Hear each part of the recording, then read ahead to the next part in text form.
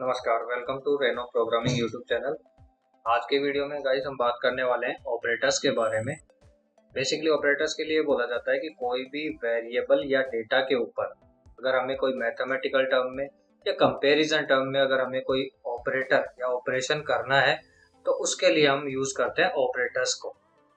Operators की बात करें तो ऑपरेटर्स को 6 टाइप के पाइथन में यूज किए जाते हैं। अर्थमेटिक ऑपरेटर, जो मैथमेटिकल जो ऑपरेटर्स होते हैं बेसिक मैथमेटिक्स कैलकुलेशंस के लिए हम इसको यूज करते हैं। Assignment operator, comparison operator, logical operator, membership operators और लास्ट जो अपना आता है आइडेंटिटी ऑपरेटर्स। तो इस तरीके से हम ऑपरेटर्स को यहाँ पे पढ़ सकते हैं। आगे मैं बात करूं तो सबसे पहले हम कवर करने वाले इस वीडियो में अर्थमेटिक ऑपरेटर्स के बारे में।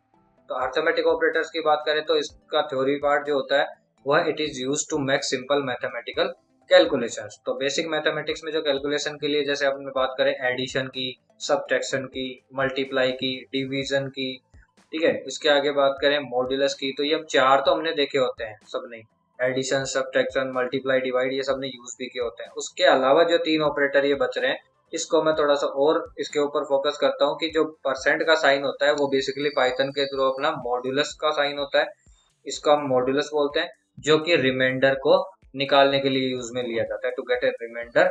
जैसे कि मैंने बोला यहाँ पे एग्जांपल के तौर पे लिया हुआ है a%b, तो हम क्या करेंगे कि b का डिवाइड a में करेंगे और उसका पूरा पूरा जो डिवीजन गया वो तो अपना एब्सोल्यूट वैल्यू आ जाएगा जो अगला अपना ऑपरेटर है।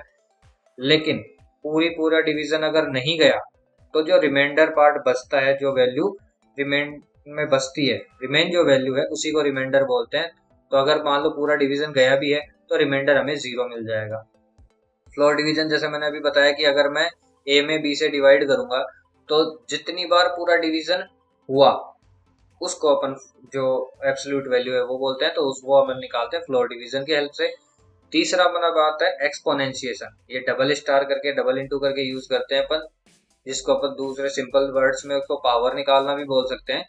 इसमें जैसे मैंने यहाँ पे यूज किया a डबल इंटू बी, तो a जो अपना है वो बेस वैल्यू के रूप में आएगा, b जो है अपना पावर वैल्यू के रूप में रहेगा। इट मीन्स अपन इसको सिंपल वर्ड्स में बोल सकते हैं कि a की पावर b ये यूज निकालने के लिए यूज में लिया जाता है। अभी इसको अपन प्रैक्टिकली देखते हैं कोड के टाइप से। तो यहाँ पे मैं एक डे 5 का वीडियो बना लेता हूँ, सॉरी डे 5 का मैंने यहाँ पे फाइल बनाई और .py, इसके अंदर हम बात करते हैं अर्थमेटिक ऑपरेटर की।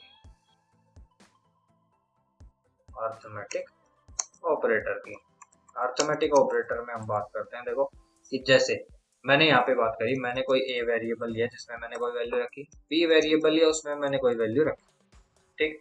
इसके बाद में हम यहाँ पे बात करते हैं कि मैंने बोला कि प्रिंट करो a प्लस बी। तो जब मैंने ये बोला कि a और b को दोनों को प्लस ऑपरेटर से ऑपरेट किया तो वो क्या करेगा, दोनों का एडिशन निकाल के हमें आंसर कर देगा। तो इस तरीके से 87 हमारा आंसर आ जाएगा। अगर मैं यहीं पे कर दूं कि एडिशन की जगह मैं सब्ट्रैक्शन का यूज करूं तो हमें जो आंसर मिलेगा वो कुछ इस तरीके से 17 मिलेगा, 52 में से 35 सब्ट्रैक्ट करके। अगर मैं यहाँ मल्टीप्लीकेशन यूज करता हूँ तो वो मल्टीप्लाई करके हमें आंसर देगा, क्योंकि कंपाइलर को पता है कि किस ऑपरेटर का क्या काम है, तो उस तरीके से वो अपना रिजल्ट प्रोवाइड करेगा हमको। अगर मैं डिवीजन का यूज करता हूँ तो 1 पॉइंट समथिंग करके हमें आंसर मिल जाएगा, तो कुछ इस तरीके से 1 पॉइंट समथिंग हमारा आंसर हो जाएगा। अगर अब मैं बात करता हूँ इसके अलावा मॉड्यूलस की, तो उसके लिए मैं कुछ और वैल्यू ले लेता हूँ। तो जैसे मैंने यहाँ पे नीचे कुछ और वैल्यू ली, जैसे x नाम से वेरिएबल लिया हमने, हम यहाँ पे 40 ले रहे हैं, और एक y नाम से हमने एक वेरिएबल लिया, यहाँ पे मैं इसमें मान लो 7 ले लेता हूँ। मैंने बोला कि प्रिंट करो x% y, x modulus y को जब मैंने इसमें यूज करने के लिए बोला तो x की वैल्यू हमारी 40 हो जाएगी, y की वैल्यू हमारी 7 हो जाएगी। 7 से जब डिवाइड होगा 40 में तो ये पूरा डिवीजन नहीं गया, तो हमारा जो आंसर होगा वो रिमाइंडर 5, कि 35 तक तो पूरा डिवीजन हो रहा है, बचे हुआ पार्ट क्या है 5, तो वो 5 ही हमारा रिमाइंडर हो जाएगा। अगर मान लो मैं यहाँ पे इसको 35 ही कर दूं तो फिर ये अपना 0 रिमाइंडर आएगा, क्योंकि 35 तक तो पूरा डिवीजन हो ही जाता है, पूरा भाग जा रहा है इसमें। तो अगर मैं बात करूं यहाँ पे रिमाइंडर की जगह फ्लोर डिवीजन की बात करता हूँ कि x डबल फॉरवर्ड स्लैश, और मैंने यहाँ पे इसकी वैल्यू को चेंज करके 38 कर दिया एक बार, ठीक है। 38 में 7 से पूरा डिवीजन हो नहीं रहा, लेकिन पूरा भी जा रहा है 35 तक, तो कितना जा रहा है 5 बार पूरा डिवाइड हो रहा है 7 से, 7 5 जा 35 हो गए, तो वो 5 जो हमारा जितनी बार पूरा डिवीजन जा रहा है वो 5। अगर मैं यहाँ रिमाइंडर की बात करूंगा तो 3 आएगा हमारा। इस तरीके से हम एब्सोल्यूट वैल्यू निकाल सकते हैं। अगर मैं इसको डिवाइड करूं भी, अगर मैं सिंगल फॉरवर्ड फ्लैग लगाता हूं तो डिवीजन में हमारे पास 5 पॉइंट समथिंग एक वैल्यू आएगी। तो मैं ये भी बोल सकता हूँ दूसरे टर्म में कि फ्लोर डिवीजन का मतलब होता है कि डेसिमल वाले पार्ट को रिमूव कर देना। तो जो हमारा इंटीजर पार्ट बचता है डिवीजन में वही फ्लोर डिवीजन है, वही एब्सोल्यूट वैल्यू है। इस तरीके से बोल सकते हैं। तीसरा हमारा पावर वैल्यू की बात करें, एक्सपोनेंशिएशन की बात करें, तो डबल इनटू करके अपन उसको यूज कर सकते हैं। जैसे मैंने डायरेक्ट ही बोला यहाँ पे कि 2 डबल इंटू 5, इट मीन्स कि ये क्या शो करेगा हमें कि 2 की पावर 5। अब 2 की पावर 5 हमने मैथ में पढ़ा है कि 2 into 2 into 2 into T 5 times जो है 2 मल्टीप्लाई होगा खुद से। तो जैसे ही मैं इसको रन करूंगा 32 इसका जो आंसर है वो आ जाएगा। अगर मैं बोलूँ कि 3 को डिवाइड करो या 5 को डिवाइड करो 5 से, तो ये 5 इंटू 5 ना होके 5 की पावर 5 बनेगा कि 5 टाइम जो है वो 5 मल्टीप्लाई होगा खुद से। तो जैसे ही मैं इसको मल्टीप्लाई करके आंसर देखूंगा तो ये 3125 जो है इसका आंसर आ जाएगा। तो ये अपने मैथमेटिकल टर्म्स में, जैसे एक एग्जांपल करके बताता हूँ आपको। जैसे मैंने बोला कि कोई प्रोग्राम बनाना है कि find the area of a circle. मैंने यहाँ पे एक प्रोग्राम बनाने की बात करी कि सर्कल का एरिया फाइंड करो। तो हम बेसिक बात करें कि इसका जो फॉर्मूला होता है वो कुछ इस तरीके से होता है, पाई इंटू रेडियस, ठीक है। या फिर और हम इसको दूसरे तरीके से लिख सकते हैं कि pi into radius double into 2। तो डबल इंटू 2 का मतलब आर स्क्वायर, तो पाई आर स्क्वायर जो अपना है सर्कल का एरिया का फॉर्मूला होता है। तो इसमें जो जिस चीज की जिस पार्ट की हमें जरूरत है, क्या क्या नीड है, एक तो पाई की वैल्यू चाहिए, एक रेडियस की वैल्यू चाहिए। अब चूंकि हम जानते हैं कि पाई की जो वैल्यू होती है वो कांस्टेंट वैल्यू होती है जो कभी चेंज नहीं होती, तो उसको हमें पहले से ही लिखना पड़ेगा। जैसे मैं यहाँ गूगल पे जाके जो पाई की एग्जैक्ट वैल्यू आती है, जिसको अपन 3.14 मेंशन नहीं कर सकते क्योंकि 3.14 अधूरी वैल्यू है पाई की। मैं यहाँ पे सिंपल सी बात करता हूँ, वैल्यू ऑफ पाई मैंने यहाँ पे सर्च किया तो ये जो पाई की वैल्यू ये निकाल के दे रहा है, ये एग्जैक्ट पाई की वैल्यू है, जिससे अपने आंसर में डेसिमल नंबर्स में भी कोई वो नहीं आती, एरर नहीं आती। तो मैंने यहाँ पे इसको पुट कर दिया। और इसके अलावा आर रेडियस की बात करूँ तो रेडियस में यूजर से इनपुट ले सकता हूँ। अब यहाँ पे बात करें कि इनपुट जो है वो इंटीजर में ले या फ्लोट में, तो इंटीजर जब हमने बात करी थी पिछले वीडियो में, आप देख सकते हो उस वीडियो को, डिटेल में मैंने बताया कि यूजर इनपुट लेते टाइम ध्यान रखने की चीज क्या है कि इंटीजर का अगर मैं इनपुट ले रहा हूँ तो यूजर फ्लोट नहीं डाल सकता, क्योंकि फ्लोट में फिर वो एरर देता है। लेकिन फ्लोट दोनों एक्सेप्ट करता है, इंटीजर भी और फ्लोट भी। तो इसको पूरे डिटेल में देखने के लिए यूजर इनपुट का पिछला जो वीडियो है वो आप फॉलो कर सकते हैं इसी प्लेलिस्ट में। तो मैंने इसके बारे में लिखा कि फ्लोट इनपुट, और मैंने यहाँ पे बोल दिया एंटर रेडियस वैल्यू। अब देखो हमारे पास जो डेटा चाहिए था वो डेटा हमें यहाँ वेरिएबल्स के रूप में मिल गया। इसके बाद हम यहाँ पे जैसे मान लो हमने एरिया के नाम से एक वेरिएबल ले लिया। एरिया के नाम से वेरिएबल लेने के बाद में मैं जब इसको यूज करता हूँ तो मैं यहाँ पे पाई इंटू आर, एक तरीका तो मैंने ये बताया, और दूसरा तरीका हम अभी देख लेंगे। पहले मैं इसको प्रिंट करवाता हूँ। तो मैंने यहाँ सिंपली लिखा एरिया, क्योंकि जब हमने एरिया नाम से वेरिएबल लिया तो उसमें हमने फॉर्मूला रखवाया। तो ये दोनों वैल्यू जो है, पाई की वैल्यू, आर की वैल्यू और आर की वैल्यू रेडियस के रूप में जो हमने यूजर से इनपुट मांगा, यहाँ से वैल्यू आ जाएगी। पाई की वैल्यू हमने लिखी थी, तो तीनों वैल्यूज आपस में मल्टीप्लाई होकर पूरी वैल्यू जो है वो एरिया, रिजल्ट जो है वो एरिया के अंदर स्टोर हो जाएगा।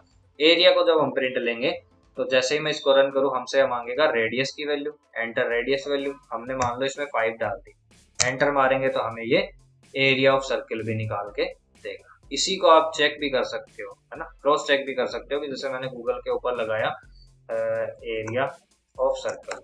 एरिया ऑफ सर्कल को अगर मैं यहाँ पे इसका फॉर्मूला डायरेक्टली डालता हूँ 5, ठीक है, रेडियस की वैल्यू मांग रहा है 5 डालता हूँ तो 78.53982।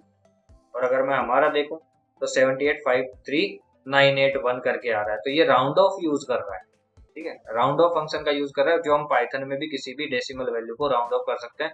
इसको मैं एक छोटा सा पार्ट है आपको अलग से एक बार करके बता देता हूँ। यहीं पे मैं डाल रहा हूँ इसमें राउंड ऑफ। राउंड ऑफ के लिए अपन क्या यूज करते हैं, we use round, ROUND, round function, ठीक है। और राउंड फंक्शन के अंदर अपन कैसे लिखते हैं कि पहले तो वो वैल्यू जिसको हमें राउंड ऑफ करना है, और फिर अपन लिखते हैं एन डिजिट्स, वो नंबर जितने डिजिट्स हमें चाहिए डेसिमल के बाद में। जैसे मैंने यहाँ से कोई ए नाम से वेरिएबल है, मैंने यहाँ कोई वैल्यू लिखी ठीक है, ऐसे करके 155.2 यहाँ पे कुछ बड़ी वैल्यू लिख दी मैंने डेसिमल के बाद में। अब मैं इसको राउंड ऑफ करना चाह रहा हूँ, मान लो 2 डिजिट 3 डिजिट 1 डिजिट 4 डिजिट जितने भी, मैंने बोला 3 डिजिट तक इसको राउंड ऑफ करो। तो जब मैं इसको बोल दूंगा तो यहाँ पे क्या बोल सकता हूँ कि ए वेरिएबल में वो वैल्यू राउंड ऑफ करके वापस डाल दे, तो मैंने राउंड फंक्शन का यूज किया। वैल्यू हमारी ए है तो हमने ये लिख दिया, कोमा एन डिजिट्स, कितने डिजिट तक उसको राउंड ऑफ करना है, मैंने बोला 3 डिजिट तक राउंड ऑफ करना है। सिंपली हम इसको प्रिंट करा लेंगे ए को। तो जब मैं अब ए को यूज करूंगा तो मेरे पास डेसिमल में इतनी बड़ी वैल्यू ना आके सिर्फ और सिर्फ 3 डिजिट की वैल्यू आएगी। तो जैसे ही मैं इसको रन करता हूँ यहाँ पे तो 155.625, अब यहाँ पे 624 है, हमारा 625 आया है। तो हम ये देख सकते हैं कि इससे अगला जो टर्म है वो 8 है। तो हमारे मैथमेटिक्स के रूल के हिसाब से जब अपन राउंड ऑफ करते हैं तो अगर नेक्स्ट वैल्यू जहां तक राउंड ऑफ हो रहा है उससे नेक्स्ट वैल्यू 5 या 5 से प्लस होगी तो लास्ट वाला जो अपना वैल्यू है वो 1 से इंक्रीज हो जाता है। अगर वो 5 से कम होगी तो वैसे की वैसे रहता है, 4 का 4 रहता है। अगर ये यहाँ 8 की जगह 4 3 2 1 कुछ होता तो इस तरीके से हम इसको राउंड ऑफ कर सकते हैं। तो अगर इसी चीज का यूज हम यहाँ पे भी करना चाहें तो यहाँ पे भी इजीली हम कर सकते हैं कि एरिया निकालने के बाद में तो वापस एरिया नाम से वेरिएबल का यूज करूँ, मैं इसमें राउंड फंक्शन लगाऊं और राउंड फंक्शन लगाने के बाद में मैं सिंपली इसमें बोलूँ कि एरिया को कोमा 2 डिजिट्स तक राउंड ऑफ करो। अब मैं इसको रन करवाता हूँ तो यहाँ हमसे एंटर रेडियस वैल्यू मांग रहा है, हमने इसमें वापस 5 डाली। जैसे एंटर मारेंगे 78.54, जो हमने यहाँ पे देखा था 7854 है ना, वैसे की वैसे हमारा आंसर इसमें निकल के आएगा। तो इस तरीके से आप क्या कर सकते हो, अर्थमेटिक ऑपरेटर्स का यूज कर सकते हो, मल्टीप्लाई हो। अगर मैं इसी की बात करूँ, देखो दूसरा तरीका भी मैं यहाँ बताने जा रहा था। तो दूसरा तरीका सिंपली ऐसा होता है कि मैं इसको कमेंट कर दूं और दूसरा तरीका अपना है area equal to pi multiply by r double into 2। तो ये भी हमारा सेम रिजल्ट प्रोवाइड करके देता है। अगर मैं यहाँ पे 5 का यूज कर रहा हूँ, एक सेकंड सॉरी, यहाँ नहीं आके चेक पर क्लिक करना पड़ेगा। अगर मैं यहाँ पे 5 लिख रहा हूँ एंटर मार रहा हूँ तो ये 78.54 सेम रिजल्ट हमें ये भी प्रोवाइड करेगा। तो आज के वीडियो में इतना ही था। बाकी के जो ऑपरेटर्स अपने बच रहे हैं, असाइनमेंट ऑपरेटर, कंपैरिजन ऑपरेटर, है ना, 6 ऑपरेटर, जो 6 में से एक ऑपरेटर अपना आज क्लियर हुआ, 5 ऑपरेटर अपना अगले वीडियो में क्लियर करेंगे। आप ज़्यादा से ज़्यादा वीडियो को शेयर करें, सब्सक्राइब करें और वीडियो को लाइक जरूर कर दें। Thank you.